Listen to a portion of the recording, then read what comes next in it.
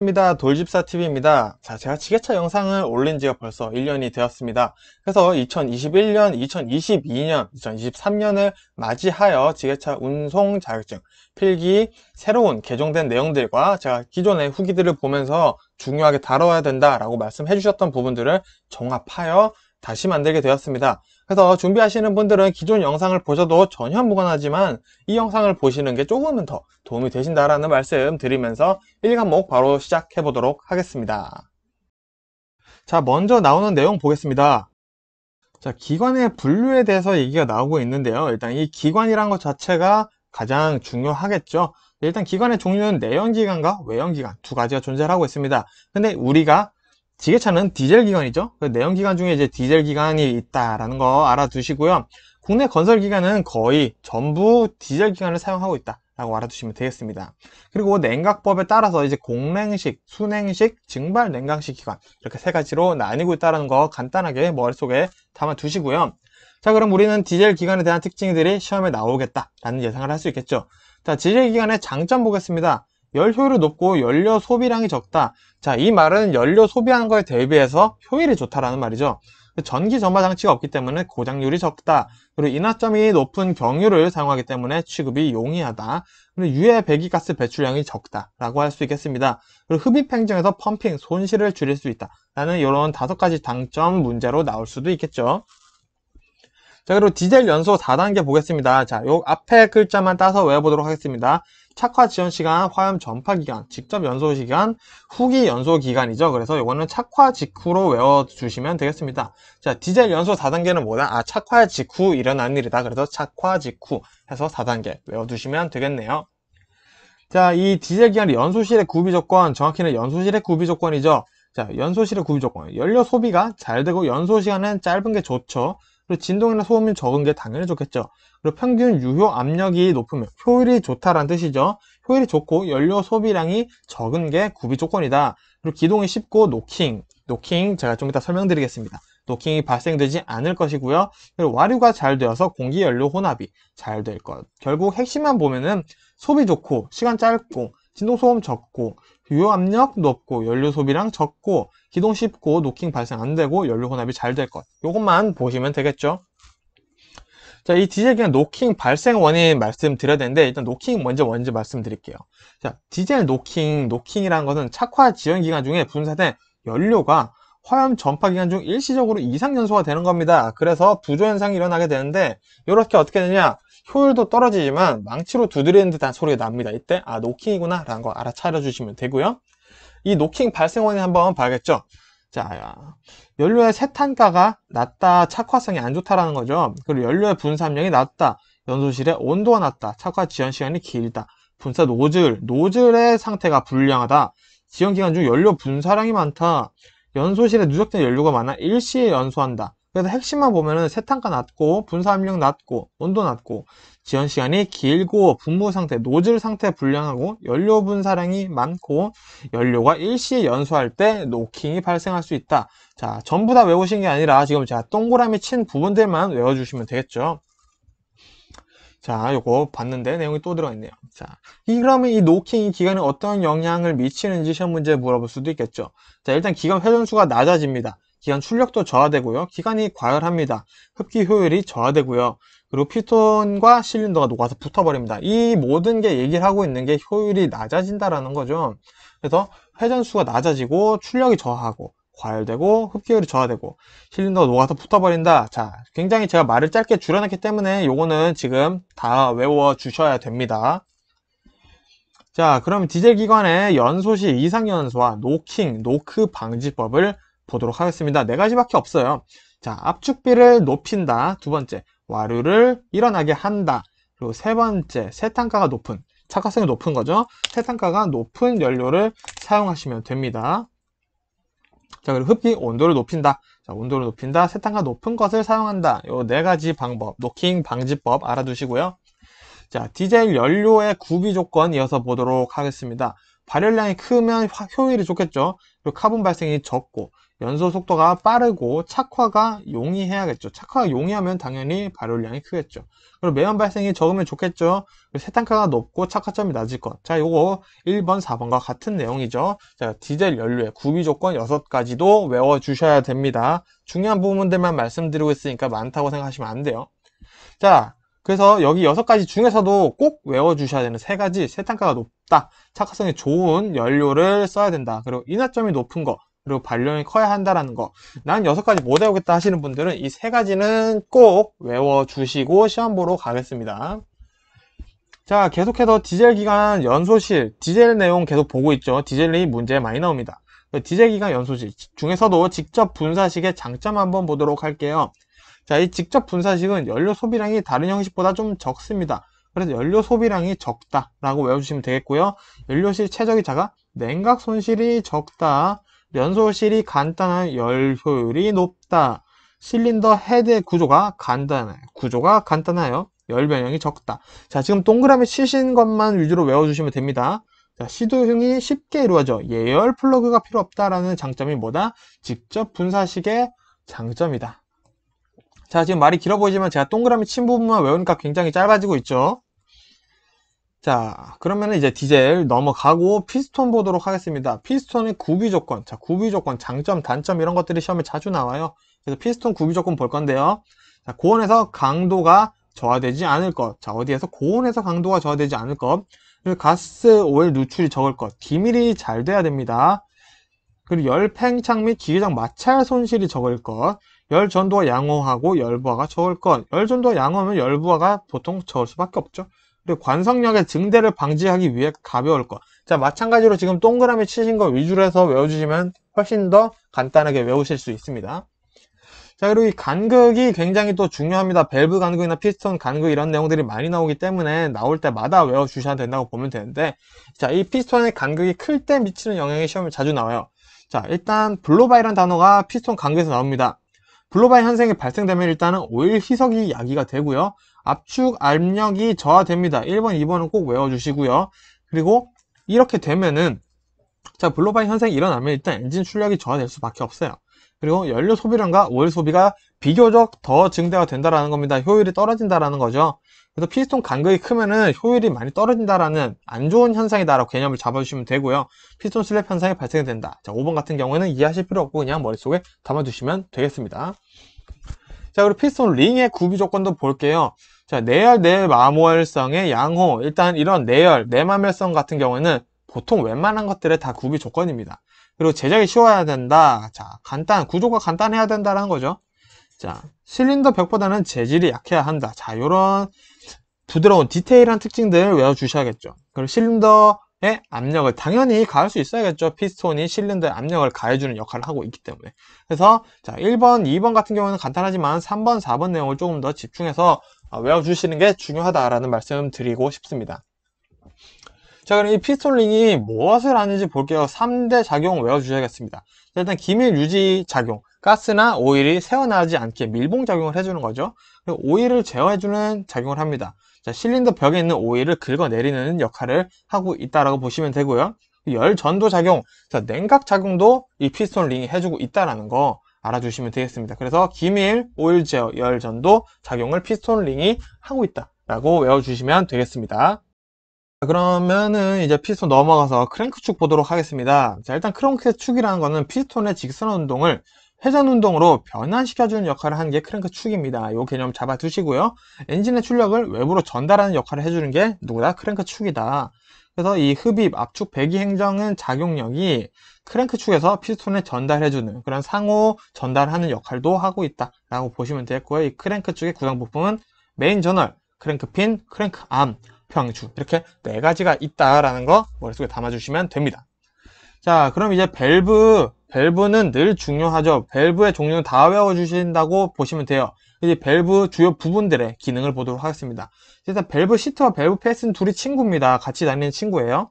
자, 밸브 시트 설명 보시면 밸브 페이스와 접촉되어 연소실에 기밀작용을 한다. 밸브 시트 연소실에 기밀작용하는 친구네요. 그럼 밸브 페이스 볼게요. 시트에 밀착되어, 밸브 시트에 밀착되어 연소실 내에 기밀 유지 작용을 한다. 기밀을 유지시켜주는 거는 밸브 페이스가 하는구나 라고 보시면 돼요. 자, 4번 먼저 볼게요. 밸브 스프링이 나옵니다. 밸브가 닫혀있는 동안 밸브 시트와 밸브 페이스를 밀착시켜 주는 역할을 누가 한다? 밸브 스프링. 스프링 이렇게 시트와 페이스를 밀착시킬 수 있게 해서 마찬가지 둘이 밀착되면 아까 친구끼리 만나서 기밀이 유지가 되는 거죠. 그래서 밸브 스프링까지 기밀 유지 역할을 같이 하는구나 보시면 되고요. 그럼 밸브 스템은 뭐 하는 친구냐? 밸브 가이드 내부를 상하 완도 운동하며 중요한 거 밸브 헤드가 받는 열을 가이드를 통해 방출하고 개폐를 돕는다. 밸브 스템은 뭐다? 밸브 헤드가 받는 열을 방출하고 개폐를 돕는다. 라는 게 이 밸브의 역할이다. 밸브의 주요 기능들을 말씀드렸습니다. 이 네 가지 담아주셔야지 이제 밸브 이해하시는데 또 쉽게 공부가 되실 거예요. 자, 그럼 밸브 간극. 간극이란 단어도 마찬가지로 중요하다고 말씀드렸습니다. 자, 이 밸브 간극이 너무 클 때, 적을 때 영향 한번 보도록 하겠습니다. 밸브 간극이 너무 크면은 밸브가 늦게 열리고 일찍 닫혀요. 그렇기 때문에 효율이 저하가 됩니다. 효율이 저하가 되면은 출력이 당연히 저하가 되겠고요. 소음이 발생하게 됩니다. 근데 밸브 간격이 너무 적을 때도 마찬가지예요. 자, 밸브 간격이 너무 적으니까 밸브가 일찍 열리고 늦게 닫혀요. 그러니까 기밀이 조금 불량해집니다. 기밀이 불량해지다 보니까 클 때와 마찬가지로 엔진 출력 감소, 출력 저하까지 똑같습니다. 근데 밸브 간격이 너무 적을 때는 뭐가 추가된다? 역화 및 실화가 발생된다라는 거 추가로 하나 같이 외워주시면 되겠습니다. 자, 다음에 분사 펌프 보도록 하겠습니다. 연료의 압력을 높여주고 조석기와 타이머가 부착되는 게 뭐다? 분사 펌프다. 자, 조석기 타이머 같이 다니는 게 뭐다? 분사 펌프다. 요거를 일단은 외워주시고요. 자, 이 분사 펌프는 파이프를 통해서 분사 노즐에 연결되어 있어요. 당연한 얘기겠죠. 이 분사 순서에 따라 분사 노즐에 연료가 공급된다. 당연히 연료를 공급해주는 역할을 하고 있죠. 대신 분사 펌프는 구조와 조정이 조금 어렵다라는 단점이 있습니다. 그렇기 때문에 다계통 엔진 및 고속 회전용 엔진에 적합하다라는 특징을 가지고 있으니 이거 같이 외워주셔야겠죠. 자, 그러면 이제 냉각 장치로 넘어가 보도록 하겠습니다. 일단 냉각 장치에는 어떤 구성 부품이 있는지 보도록 할게요. 자, 워터 재킷, 냉각수 통로입니다. 워터 펌프, 냉각수를 순환시키고 움직이는 역할을 하겠죠. 자, 구동 밸브 마찬가지로 펌프, 발전기 물 펌프를 구동시키는 역할을 하는 게 구동 펌프죠. 그리고 냉각팬, 라디에이터 냉각 효과를 향상시켜주는 역할을 하고 있습니다. 그리고 라디에이터는 냉각수가 담겨 있는 곳이죠. 흡수한 열을 방출시켜주는 가장 큰 역할을 하고 있는 거죠. 자, 그리고 이 라디에이터 캡은 뭐냐? 냉각 계통을 이제 밀폐시키는 겁니다. 기밀 작용을 해서 온도 및 압력을 조정해주는 중요한 역할을 하고 있어요. 그리고 수온 조절기는 굳이 설명 안 드려도 되겠죠. 그래서 중요한 건 뭐냐? 라디에이터 캡입니다. 라디에이터 캡이면은 두 가지 종류가 있어요. 압력 밸브와 진공 밸브가 있는데 압력 밸브 먼저 보시면은 당연히 압력을 일정하게 유지해주는 역할을 하고 있겠죠. 이름에 나와 있죠. 근데 중요한 건 뭐냐? 오버히트를 방지해주는 게 역할이다. 라면은 진공 밸브는 뭘까요? 냉각수의 온도가 저하되면 열려서 라디에이터 내의 압력을 대기압과 동일하게 한다. 자, 압력을 비슷하게 유지시켜주는 것, 그런 유지하려고 도움을 주는 역할을 하는 거는 압력 밸브와 똑같죠. 하지만 궁극적인 목표가 다릅니다. 코어 파손을 방지하는 게 진공 밸브 라디에이터 캡의 목표라는 거죠. 그래서 이 차이점 꼭 알아두셔야 됩니다. 자, 이어서 윤활유의 기능 보도록 하겠습니다. 시험 문제에 좀 자주 나오고 있는데요. 자, 먼저 마찰 및 마멸 방지 작용을 하고 있고요. 기밀 작용을 하고 있습니다. 자, 고온이나 고압의 가스 누출이나 오일 이런 것들을 방지를 하는 거죠. 그리고 냉각 작용을 하고 있다는 것도 특이하죠. 자, 오타가 있네요. 마찰열을 흡수하고 방열해서 소결을 방지한다 라고 되어 있고요. 세척 작용을 합니다. 먼지나 금속 분말 등을 흡수해서 이제 배출을 하는데 같이 도움이 될 수도 있죠. 그리고 응력 분산 작용이라고 해서 이제 압력을 오일 전체에 고루고루 분산시켜주는 역할도 하고 있습니다. 자, 그리고 방청작용, 녹이 쓸지 않게 하는 거죠. 수분 및 부식성 가스가 침투하는 것을 방지해주고 있다 라는 이 기능 6가지 알아두시면 되겠네요. 자, 그리고 굉장히 중요합니다. 시험 문제 최근에 좀 자주 나오고 있는 것 같더라고요. 자, 이제 윤활유의 점도 및 점도 지수에 따른 이제 상태의 변화 이런 것들을 좀 말씀드릴 건데요. 자, 먼저 오일의 끈적한 정도, 이제 윤활유의 흐름의 저항을 이제 점도 지수라고 얘기를 합니다. 이 오일의 점도가 높으면은 유동성이 저하된다, 잘 움직이지 않는다라는 거죠. 그리고 점도가 낮으면은 당연히 유동성이 좋아지겠죠. 점도가 낮으면은 이제 물과 같아지는 거고, 점도가 높아지면 조금 뭐랄까, 뭐 끈적한 우리가 생각하는 그런 끈적한 오일 이렇게 생각하시면 되겠죠. 그리고 점도 지수가 크면은 점도 변화가 작고 점도 지수가 작으면 점도 변화가 크다라고 되어 있습니다. 그렇기 때문에 외우실 때 지금 이렇게 빨간색 글씨로 되어 있는 부분만 외우셔서 점도가 높으면 유동성이 저하되니까 낮으면 유동성이 좋아지겠지, 이런 식으로 서로 연관지어서 외워주셔도 되니까 이 네 가지를 다 외우시다기보다는 빨간색 글씨를 외우실지 파란색 글씨를 외우실지 정해서 외우시는 게 조금 더 효율적인 방법이다 라고 말씀드리고 싶고요. 5번 추가로 보시면은 점도가 다른 종류의 오일, 윤활유를 혼합하거나 제약사가 다른 오일을 혼합하는 건 절대 금물되어 있다는 거까지 알아두시면 되겠습니다. 자, 그리고 시험에 또 추가로 자주 나오는 게 오일의 종류죠. 자, 요거 SAE 번호 지금 외워두도록 하겠습니다. 봄이랑 가을철에는 SAE 30번을 사용을 하고요. 여름철에는 SAE 40번, 겨울철에는 SAE 20번을 사용한다라는 거 외워두시면 되겠고요. 4번은 뭐 굳이 보실 필요 없고, 점도지수 전 페이지에서 말씀드렸으니까 한번 눈으로만 읽어보시면 되겠습니다. 자, 그리고 오일 펌프, 이제 오일 펌프에 대해서 조금 말씀을 드릴 건데, 일단은 기본적으로 오일 펌프란 뭔지 말씀드릴게요. 일단 오일 펌프는 일단 오일팬 안에 설치되어 있는데, 쉽게 말씀드리면은 뭐 윤활유 펌프로 오일팬 내 오일들을 빨아들여서 기관부 오일이 필요한 곳에 압송해주는, 이동시켜주는 펌프다라고 생각을 해주시면 되겠죠. 이 종류에는 총 4가지, 로터리 펌프, 베인 펌프, 플런저 펌프, 기어 펌프, 이렇게 4가지가 있다라는 거 일단은 알아두셔야 되고요. 요거 외워두셔야 되고요. 그리고 로터리 펌프에는 이너 로터, 아웃 로터 이렇게 있다. 뒤에 있는 설명도 같이 봐주셔야 되는 게, 시험 문제 뭐 이너 로터의 종류, 뭐 오일 펌프의 종류로 맞는 것은 해서 로터리 펌프 이렇게 나오는 게 아니라 아웃 로터 뭐 이런 식으로 나올 수도 있어요. 그래서 뒤에 종류도 같이 꼭 외워 두셔야 됩니다. 자, 그리고 윤활 및 여과 방식 보도록 하겠습니다. 총 3가지가 나오는데요. 그 중에 먼저 나오는 게 비산식이에요. 비산식은 특징이 뭐냐? 자, 오일 펌프가 없다라는 게 특징입니다. 그래서 커넥팅 로드 대단부 끝에, 자, 요거 무슨 말인지 모르셔도 돼요. 자, 그래서 오일 펌프가 없어서 오일 디퍼가 있어요. 오일을 퍼올리는 친구인데요. 자, 이제 오일을 퍼올려서 비산시킨다는 게 흩뿌린다는 거죠. 이제 오일들을 뿌려주는 거예요, 디퍼가. 그래서 그런 방식으로 윤활유를 급유를 해주는 게 비산식이다 라고 알아주시면 되고요. 이거는 소형기관에서 사용이 된다는 것까지 보시면 되고요. 그러면은 압송식은 뭐냐? 압송식은 오일 펌프가 있는 겁니다. 그래서 오일 펌프가 있는 거를 우리는 압송식이라고 얘기를 할 거고요. 오일 펌프가 아까 말씀드렸던 것처럼 오일 펌프가 각 오일이 필요한 부분에 압송시켜서 공급하고 있는 방식이 바로 압송식이다 라고 보시면 되고, 가장 일반적으로 사용되는 게 압송식이다 보시면 됩니다. 그럼 3번째 여과 방식은 뭐냐? 비산 압송식입니다.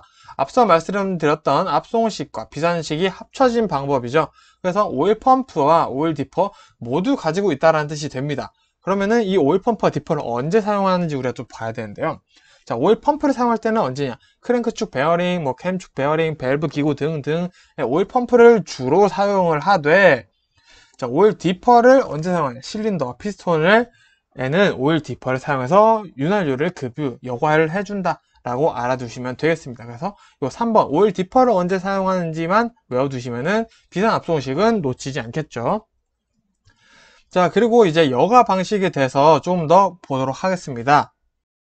이 여과 방식에도 마찬가지로 3가지 방식으로 나눠지고 있습니다. 먼저 전류식을 보시게 되면은 오일 펌프에 공급된 모두 여과하여 전부를 여과를 해서 윤활부에 공급을 한다라고 되어 있습니다.